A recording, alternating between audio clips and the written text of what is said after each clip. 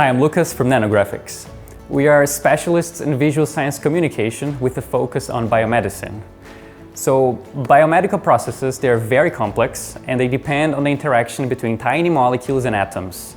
They are invisible to the naked eye, but they are based on scientific measurements and observations, so we know roughly how they are supposed to look like.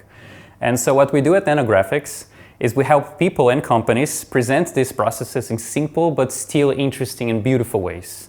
We've developed software that lets us quickly go from raw biomedical data to animations and interactive applications. We can explain, for example, how DNA replicates or how a new drug works. Or most recently, we were proud to produce the first authentic images of the coronavirus. So we create visual stories and develop software solutions for pharma and biotech companies, and also academic institutions.